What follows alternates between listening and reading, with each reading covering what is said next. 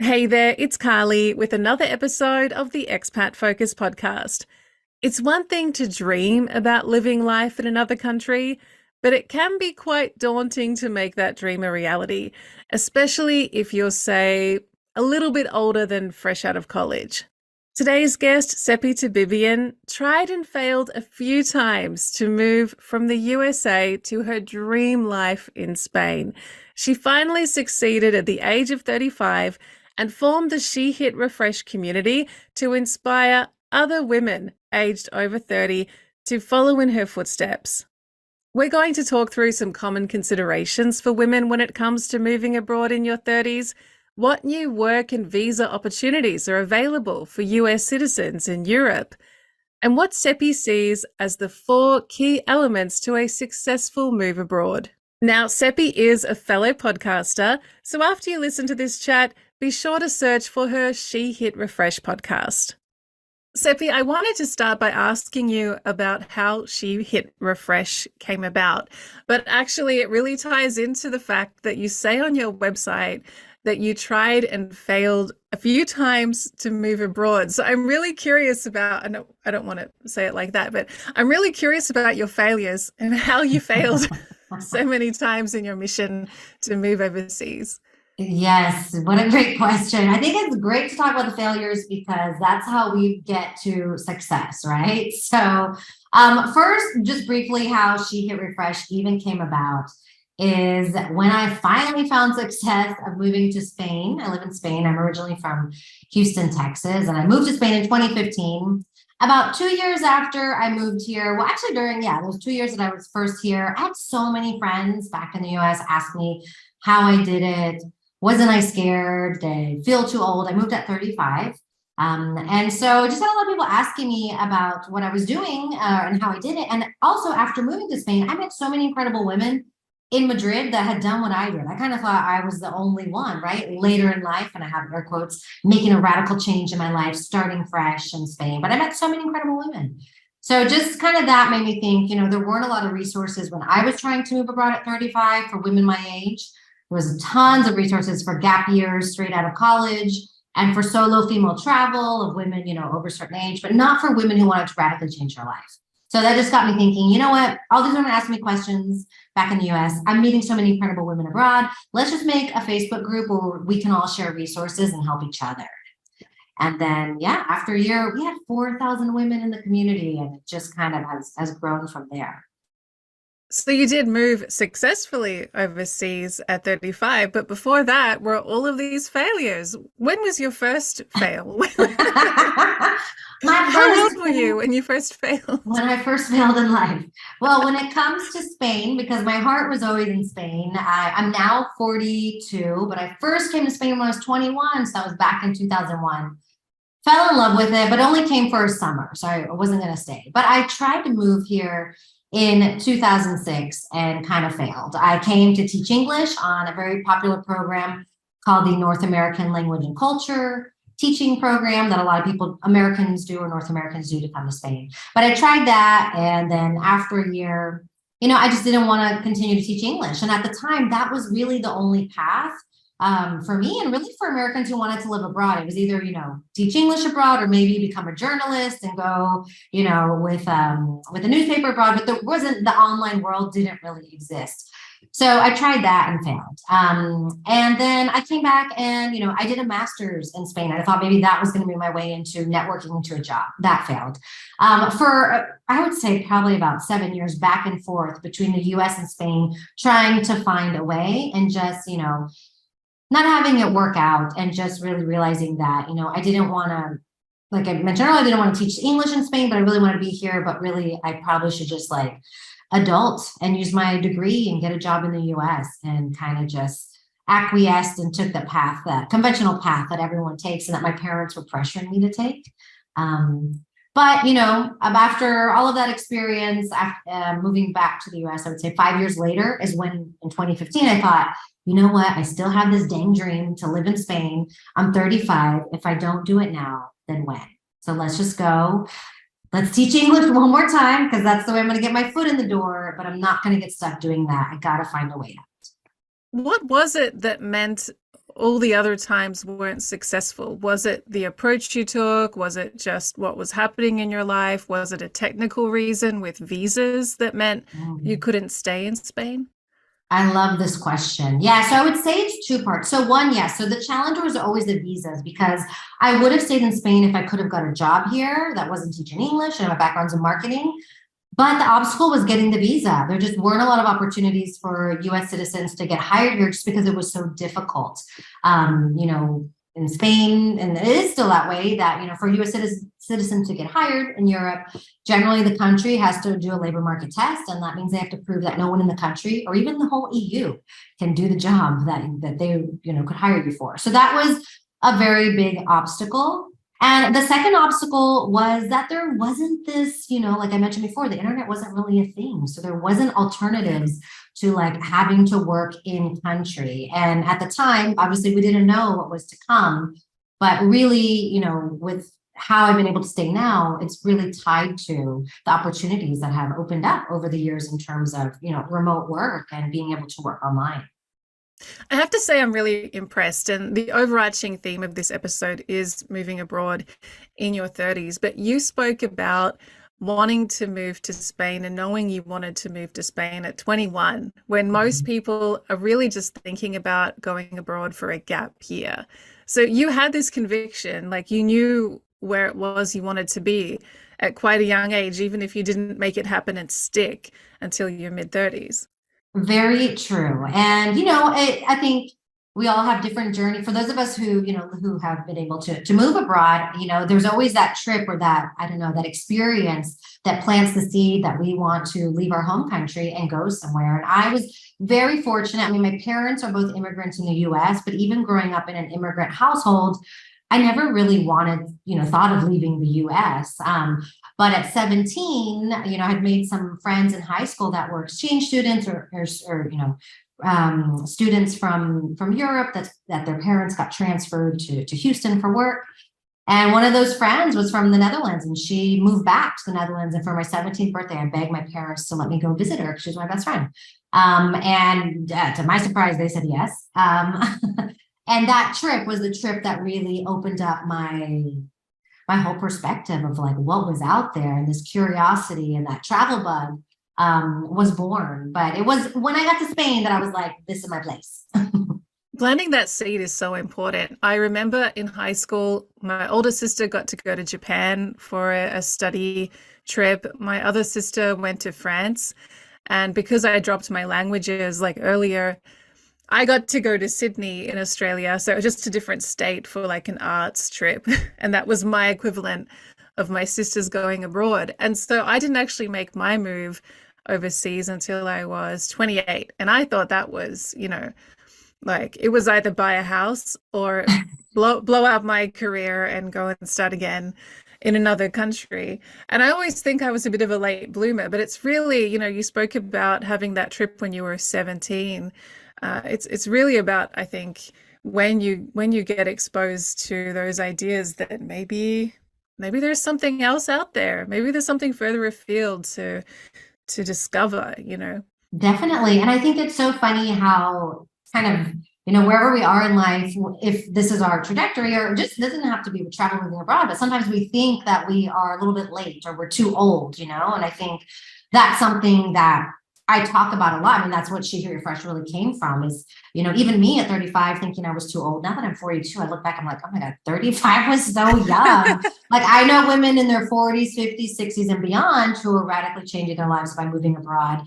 But I think that's something that, that hinders people is just feeling like they're too old, and really in the grand scheme of things, 28, like when you move, that was so young, right? But at the time, I think when, especially 30 is that magic number. And a lot of people ask me, Yes. why is She Hit Refresh 30 and above? Like, what is that? I'm like, for women, especially, I think when we're approaching 30 or around that number, we just feel like we need to have it figured out. And if we don't, we're trying to, get on the path to tick all the boxes. So the idea of like moving abroad, like that's just gonna take you way off path. Like that's something you should have done when you were 20 and that gap year. Now it's just too late. That's what a lot of people think. I really want to, remove that narrative and let people know that it's never too late, right? Now sitting on the other side of it, yeah, absolutely. I think you can move abroad at any age. But yeah, when I was in my late 20s, I really felt that pressure. I'd really established myself in my last career, and I was really at that crossroads. I was like, okay, now is the time to put all my savings into a property. And then that felt like a really big commitment. It felt like if I do this, I am tying myself to this job, to this house for at least the next, 8, 10 years before I could think about doing something else again. And is that what I want? And that was really the catalyst for me to go, no, there needs to be something else. I need to do something else first. And that something else is move abroad. And I guess a lot of women, as you said, we hit or approached that big 3-0, and it really is like a door knock. And you're like, okay, what should I have achieved by now? Where is my life? Can I change it, or is this my path? But sometimes it's really hard to actually get through past that threshold of thinking, right? Yeah, it totally is because I think also, if you're, getting to your 30s, in your 30s and beyond, you have worked towards things, whether that is your career, maybe, yeah, maybe you do have a home or a mortgage. You've built a community, you have your friends, you have your families, whatever else you've created. So that is a lot different than if you're like straight out of college when you're totally free and you're untethered and you don't have responsibility. So as we get older, we do acquire responsibilities that can make it feel harder, right? To just pick up and leave and shake things up, start from scratch, because we have so much security in our lives. And really making a move abroad is where you're just like leaping into the unknown. And that's the thrill of it. But that is really scary. And it's natural that as we get older, we're more risk averse, right? So doing something really risky can sound crazy. And I think, if you're sharing this, again, air quotes, crazy idea with people around you who haven't done this, they can confirm that, are you crazy? You're going to move abroad at what? At 35? Like, what about your career? This is what people ask me. What about your career? What, don't you want to get married and have kids? Like somehow moving abroad is going to inhibit that. And assuming that that was what I even wanted. So I understand why people are fearful of making a change later in life. But I always say, this is like one of my favorite quotes that I came by. Like for me, I had a good life in Austin, but for me, I really felt like that good life was getting in the way of a great one. And I knew that even though things were good for me in Austin, it just wasn't what I wanted. And I felt like there was something greater for me out there. And I had to take that leap and just have faith that, that the journey was going to unfold how it needed to. But I had to make that leap. And it was absolutely in Spain. It was absolutely insane. I mean, I had toured with some other places too, because I had, traveled from the time I was 21 to other places, but really Spain felt like the long-term place. So you said the first time you moved abroad, you were teaching English, and actually, when you moved at 35, you decided to teach English initially as well. This is something I've battled with and talked about on this podcast before. When I moved from the UK to France to be with my boyfriend, we did 2 years long distance before I was like, okay, I'll join you in France and see how I go. The one thing I was defiant about was that I would not move and leave my career in London to go and teach English because that's the best thing I could do. I don't know if you had a similar feeling about, well, whatever I need to do to get me to this country, or did you really, like, I was so career driven that it was a real ego battle to think that I would have to, and this is not to say anything about teaching English. I know I probably couldn't teach English. It's quite a skill and I don't have that skill. But in my mind, it was lowering my ambitions if that's the best I could do to be able to live in France. Yes, I totally get you because I battled that. So I will, throw this out there, and I've said this publicly before. So I was a serial job hopper in my 20s. So the good thing that I had going for me is that when I was 35, I had, worked since I was 18, but I hopped around a lot. So I hadn't built this career that I was walking away from. So that I think helped a little bit. Yeah, the pressure was off. Yeah. The pressure was off. It was like, we'll just find another job. But I still had the ego battle because I had taught English in this program at 26. And I would be coming back to this same program at 35. And honestly, it's a program at the time, now it's changed a bit. Most people going to this program were straight out of college. So I was going to be the 35-year-old working alongside, The mature age student, yeah. right? I was going to be the The old mature one. age teacher, yeah. Exactly. Now in these programs, there's plenty of women in their 30s, 40s, and above. So I don't want to scare anyone away from that. I think for me, it was really like, I need to get to Spain. This is my ticket in. And so I'm gonna have to suck it up and do it. Like for me, the ego was in the way. It's like, what are my coworkers gonna think? Like I'm walking away from this job and I have to tell my boss I'm gonna go teach English in Spain. What I'm gonna tell my family, my friends, and really at the end of the day, it just didn't even matter what they thought because I was going to live my best life. And it was the best decision I could have made. But I knew for me, because that was my fear too. I've seen that a lot for people who don't have a background in teaching, don't want to teach, but really want to live in Spain or whatever country it is. They come with the hopes of, doing it for a year or two and finding a way out. And then 10 years later, they're still teaching English. And there's limitations around that, financially, when I was in my 20s, that was fine to, make the money that I think teachers make here in Spain. But as you get older, like I want to have investments, I want to have financial security. I knew teaching was that You limitation. want to live by yourself, maybe. Not have a roommate. Exactly. Things like that. Go to a nice restaurant when I went to. And so there were limitations, and I was fearful that I would fall into that trap because I love Spain so much that I would do anything to be here. But on the flip side, I knew like if I hustle, I can find a way out. And luckily that is what happened. But there's luck in there too. But after a year of teaching here, when I came at 35, I got really, really lucky. And a Spanish company sponsored my work visa for a marketing role. So that really helped open the doors and also helped me break through some limiting beliefs that I had about, what I could achieve abroad. I did a workshop last year about limiting beliefs, and it's crazy the amount negative self-talk influences the decisions you make and the outcomes you have in your life. 100%. And I think also surrounding yourself with people that also have limiting beliefs, that just reinforces your limiting beliefs, right? I know, and those limiting beliefs, like they say, if anyone has done any work on limiting beliefs, they're there, sometimes to protect us. Some of them, are rooted in real things. In Spain, there are a lot of limitations, and I would say in Europe, for U.S. citizens to get out of teaching or get out of that and get hired, get a work visa to work and maybe what your background is in here. That is a difficult thing. It's not impossible, but it is difficult. And I've seen that in kind of the teaching English space of people who move here who don't necessarily want to do that forever, but feel like that's the only thing they can do. And they are hanging around people who also feel like that. So they reinforce that. But I think for me, once I was able to break out of that and, get an opportunity to get a work visa and also meet other U.S. citizens who were living here who weren't teaching English, it really started opening the realm of possibilities for what I felt was, feasible here in this like new chapter of trying to make Spain work. And what is that realm of possibility, particularly for American citizens now? Since 2015, we've notably had the global pandemic and this gigantic shift to remote working being considered so much more normal than it was just 3 years ago. Mm-hmm. Has that worked in the favor of American citizens that may have found it difficult to live in Europe, for example, long term before?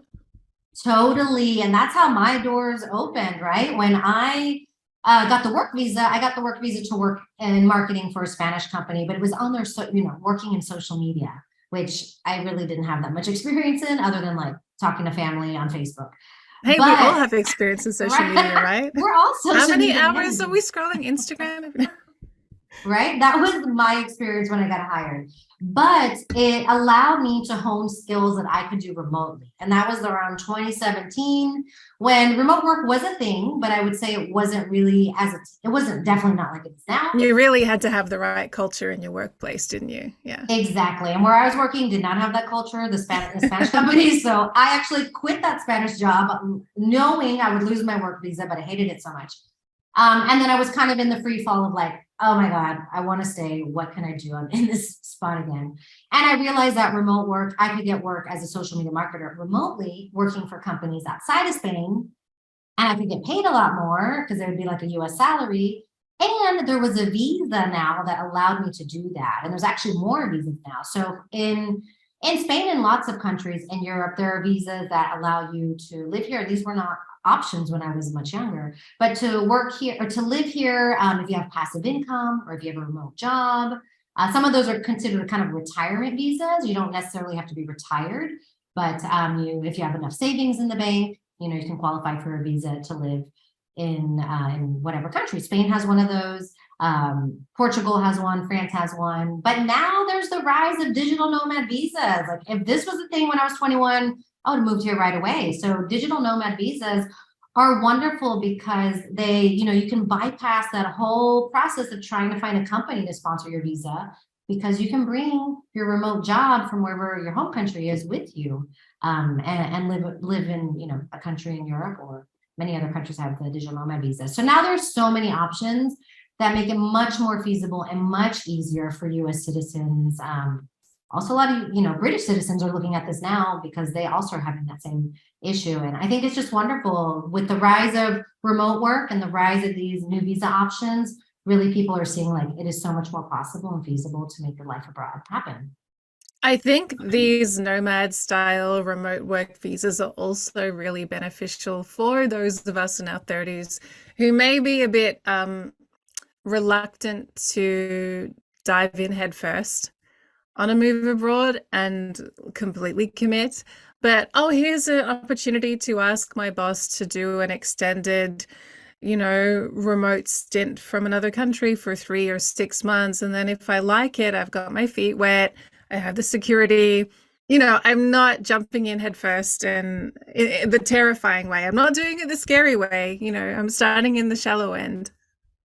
Yeah, and that makes it so much more manageable for people. Like you don't have to, I always say, like close up shop, in your home country. You can, rent out your home, and, you don't even have to really change too much. Like you said, you can go like taste it out, test it out. And then if you like it, stay. And maybe it just wasn't for you, or maybe that wasn't the right country, and you can just go back to your life back in your home country. So I think it's a brilliant way for people to try out the moving abroad lifestyle, and also try out different countries. Sometimes you just don't even know where you want to go. I knew exactly where I wanted to, but some people have a top 5, so maybe you could try them all out. Cepee, I'm really curious, the women in your She Hit Refresh community, can you talk me through where they generally start and where some have ended up on their journeys to live abroad? So the community is very global, but I would say the majority of the community is based in the US. So I talk about, US a lot. Also, that's where I'm from. And also, I think US Americans need more hand holding because we do live much more isolated, right? Like women in Europe, they're bouncing around countries left and right. They know how to do that. I know the Aussies are traveling a lot. So it's because we're so far away from everything else. Exactly. You guys we have to. You guys get out. I think in the US, there's not also a lot of examples of people who are moving to other countries. And so there's a lot of women who come into the community with that curiosity, with that, again, air quotes, crazy idea. And they come in and there's so much validation that what they want to do is possible. So some of the women that like the stories that I love, one in particular is actually a woman who lives now not too far from me, but she's award-winning author. She was a tenured professor. So she left a professor position to move. She's a wife, mother. She moved with her kids. And in 2020, we worked together, and her dream was to move to Spain because her husband is actually from Spain, but he left many decades ago. So she, had spent time in Spain back in college, but never lived here. And then many decades later, in 2021, they finally made that leap. And I thought it was incredible to kind of see her go through all of the motions of the hesitations, looking at the challenges. It was the middle of the pandemic. And just the fears of, again, leaving security. And also, it wasn't just her. She had to think about her, uprooting her family and her children and leaving, a tenured position, which is a big thing to leave. And she made that leap. It was her dream for a long time. And I actually just saw her earlier this week, and she said, no regrets, no regrets. And I think it's incredible to see women do that. And she did it in her late 40s, which I think is just incredible. Another woman, Cindy, is one of my favorite stories. So Cindy, wow, she joined the community in her 50s. She's a mom of 4, divorced, And she left the US to travel the world, like solo backpacking, which I love, in around 2018. And she did that for, what is that, like 4 or 5 years now? And she just moved to Portugal on the D7 visa last year. And what I love about her story, and I have her on my podcast and she talks about this, is that on her travels around the world, she met, her now international love, this Frenchman, and they travel the world together. And it's just incredible to see these women that are really taking control of their lives and creating these like lives, I don't know, of magic, that I see, like these magical lives out there for themselves. So those are some of my favorite stories. It's something I really couldn't have imagined in my 20s. One, that I would still be abroad 10 years later, but two, that women in their 30s, 40s, 50s would be living a similar life or making the decision to change their lives at that stage of life, to live abroad. But the more I see it on social media, in news stories, YouTubers, the more inspired I am, and the more I realize that what you do in your life is really limitless. Oh, you just gave me chills. It completely is. And I think, in a space like She Hear It Fresh, or wherever you go, where you find your people, it is so powerful to see examples of your dreams in action, right? So for me, even though I've already moved abroad, I'm so moved and inspired by these women who are living life on their terms. And I think that really, it gives permission to other people, right? To live out their dreams. You don't have to be confined to the box of what maybe society tells you is the path of a successful life, or what you should be doing, or where you should be focusing your time and energy. And so I just think it's so incredible how by choosing to live life the way you want to, you allow other people to do the same. Seppi, I know a lot of people would approach answering this question by just saying, just do it, But I'm really curious for people that do want to make a change in their lives and maybe take their lives abroad, and they are well established in their careers, maybe in their mid 30s, 40s. Where do you begin? If you want something that's more realistic, then just do it. I have to giggle For at the that. planners of us, among Right? us. Yeah, that's why I'm giggling, because I mean, I've always worked on a whim. And when I was younger, I did tell people, just do it. But now that I have some wisdom under my belt, definitely the wiser way of doing this is to have a plan. And so there are so many aspects to look at when moving abroad, but really you can distill it to kind of four things that you need to figure out. And I would say one is starting with, defining what a move abroad looks like to you, because it's different for everybody. There's not just one way to do it. There's people who want to move to one country and stay there forever. There's some people who want to do what we're talking about, maybe digital nomad, want to try out a few different places. Some people just want to like live in their home country half the year and live somewhere else, in another country half the year. So really define what it looks like to you. And again, going back to the teaching English, like you don't have to teach English. There's not one way to do moving abroad. So think about, how do you want to do that? Do you want to work in the country abroad? Do you want to work remotely? Define that.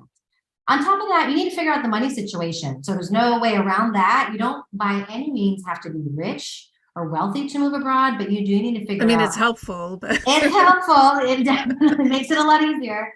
But you can move abroad on a budget, right? You just have to know though how you're going to financially support yourself. But after those two things, really one of the biggest thing is the visa. So we have to be practical. We can't just move somewhere because we like that country and we've always dreamed about it. You need to really look at where you can move, and where you can move is going to be based on what visa you can get, right? And then after you've defined it, what that life looks like, how you're going to pay for this lifestyle, and what visa you can get, then you just got to put the plan into action. So I think those are the areas that people really need to focus on. And I think there's so many Facebook groups, not just mine, but so many Facebook groups. And I say Facebook groups because I feel like that is where you can get so much incredible information. Tapping into those groups can really help you put all this information into action. And I will just drop that I am launching a boot camp to help people walk through these steps. So definitely want to help people because I realized these were the questions that keep coming up for people who want to move abroad. Of like, where do I even start? And really, these are the kind of the first steps that you got to take to make that dream a reality. People also, when it comes up in the group, when people hit roadblocks or obstacles and are like, I have to delay my move by X amount of time. I'm like, you know what? That's actually a blessing. It gives you more time to save more money, more time to plan, more time, to gather more information, more time to get declutter and downsize, right? So Mhm. having time helps, but I also want to like let people know you don't need to have a runway of like 5 years, 10 years. Like this is something you can make Yes. happen. This can happen in the next 6 to 12 months if you know exactly, the steps that you need to take. So, be looking at how you moved abroad at 35, is there anything that you would do differently about that particular move? Oh, I haven't actually thought about this. You know what? I think in my case, I wouldn't do anything differently. I am You had so enough practice runs. yeah, that's what I'm thinking. Like I had enough practice runs, but also I'm so grateful that I just did it and didn't overthink it. I had a runway too. I really wanted to be irrational and just like as soon as the idea planted in my mind, like, okay, I want to try this again. I really wanted to move in the next like 4 months.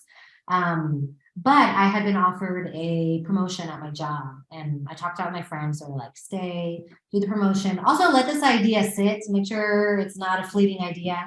And I'm so glad I gave myself that extra runway just to plan and save money and feel really excited. I think I felt so much more excitement than fear because it can be scary once you approach the dude, right? The D-Day that you're going to do it. But I just had so much excitement. And so I think I'm so happy to myself for doing it. And I think I did the best that I could. And luckily it all worked out. Were you up super late the night before, like repacking your suitcase? Because that was my reality. Really, you were repacking. I think I was up with butterflies in my stomach of like, oh my God, it's happening. It's like, how many dress shoes do I need to bring? How many pairs of jeans? Maybe I need more underwear. Do I really need to bring this? Will I find it in the UK? Oh, I wish I'd had more sleep the day before my flight. Just finally, can you tell me what do you love about your life abroad in Spain? Oh, wow. So many things. But if I had to choose just a few, I think one is just being around Spanish culture. So if anyone out there listening has been to Spain, Spanish people know how to live. They got the zest for life. So just being around this warm energy is just so invigorating. But aside from that, what I love for my life here is the freedom that it gives me on so many different levels. I mean, one is, you know, I'm I don't kill myself working to have to, have a comfortable lifestyle here. And I think that is so liberating in itself of being able to live somewhere that's relatively affordable.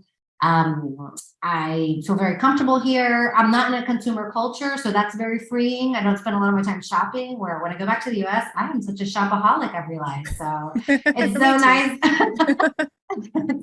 to not spend time consuming. And I think the safety, I want to mention that too, because I think that's really important as a woman to feel safe. I mean, I always state this too, no matter where we are in the world, we always have to, keep an extra eye open and be vigilant as women.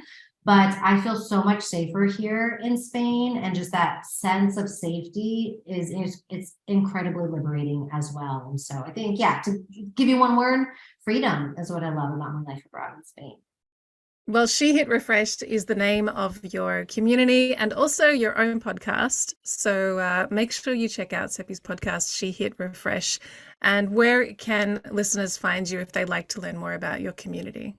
Definitely, yes. You can find us on Facebook in She Hit Refreshes the community. Of course, visit our website, She Hit Refresh. Tons of resources there. We have the Move Abroad Boot Camp coming out at the end of March. So if you're listening to this after, you can still come visit the site. We're on the wait list for future ones. We have tons of resources on the website. So yeah, come find us there. And on Instagram, TikTok, YouTube, all the places. That's it for today. Find out more about Cepee and her online community at shehitrefresh.com. For more podcast episodes like this one, head over to expatfocus.com, where you'll also find free moving, destination guides, and other resources to help your move abroad.